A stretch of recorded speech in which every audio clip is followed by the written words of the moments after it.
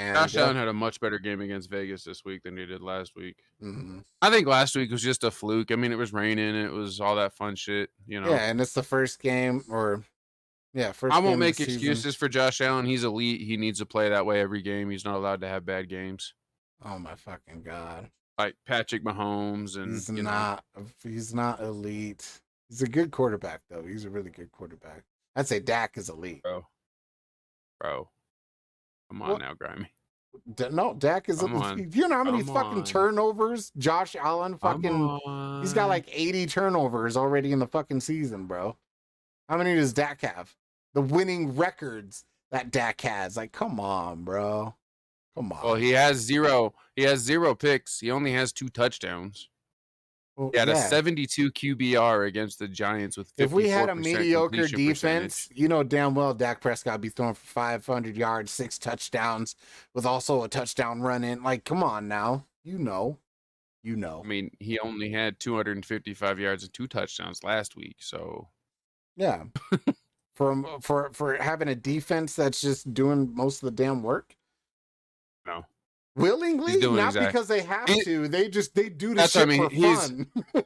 He's doing exactly what you want your quarterback to do when your defense is playing the way Get down the field, get in field goal range, kick a 3, let defense handle it again. I mean, that's smart. People that keep talking about Dak Prescott and that offense like they're fucking quiet or some shit. It's like, oh, that's cool. I mean, defense is holding teams to 10 points. They're putting up 14 points a game, so that offense really doesn't need to do anything but just control the ball. That's all they need to do. Yeah. Keep the defense off the field when they get off the field. And I think they're playing really smart football. I agree. Yeah. So don't be talking bad about my boys. I mean, like, I'll talk shit about the Cowboys just because it's fun to do.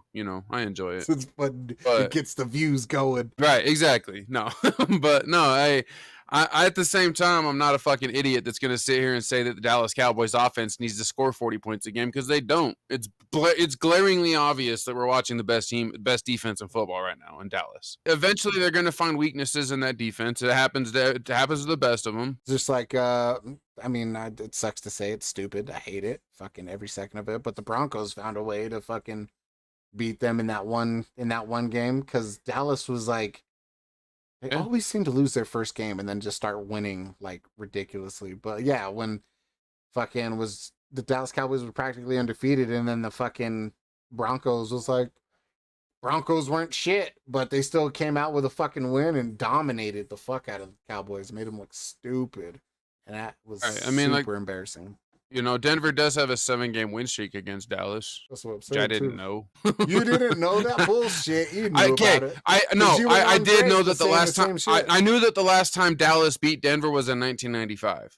But I didn't know how many times they had played since then, because they only play once every like 3 or 4 years. Fucking the super awesome thing about our defense, though, is that it's giving our offense so much opportunity to not give other teams. Because let's say another team does figure out the defense, right? But they don't really have much shit about the offense, because they just know the offense just gets down the field, kicks quick field goal, whatever. But if the offense really needs to play, they'll get down and dirty and fucking play. And they can put up fucking 2020 Dak numbers before the injury. Which is wild, because if you look at Dak's stats over his career, I mean, he only has 2 seasons over 4,000 yards. 2016, 3,600, 2017, 3,300, 2018, 3,800, 2019, 4,900. 2020 had 1,856 yards, 9 touchdowns, and 4 picks, and that was the year that he got hurt. Yep. So, I mean, that was the season. Well, he got hurt like week 5 that year. It was week 5, yep. So, I mean, the man was averaging 100 or 370 yards a game or some shit. Yeah, like damn near 400. With like, what, 3 to 4 touchdowns in each of those games, too. Averaging 379 yards. He had 9 touchdowns through 5 games.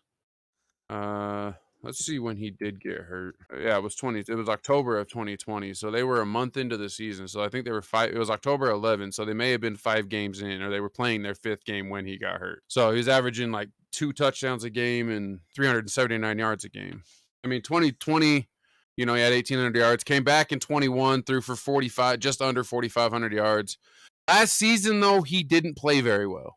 I mean, we can be real about that. Last season, Dak did not play very well. I have no denying in that. I mean, that's true. Yeah. But 2,800 yards, 23 touchdowns. Do you know why he didn't play well?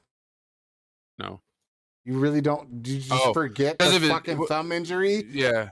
That's right. I did forget about the thumb injury, actually. I did forget about that. And that's what... That's right, because fucking that's what AJ was saying, that Cooper Rush should have been starting. Yeah, you're right. I remember now. Yep, you're right.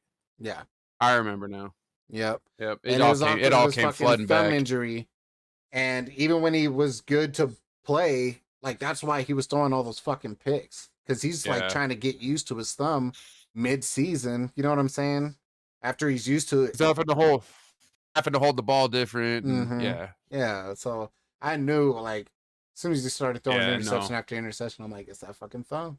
He's not, like, he was ready to play. Like, it won't re-injure unless he does something stupid with it. But, yeah, he just was not used to it. Even though he made some plays, like, he still played good. But, anyway, done with that. Dallas Cowboys going to win the Super Bowl. It's fucking the best team in the world. And they're gonna go to a back-to-back. They're going to win this year, and they're going to win next year.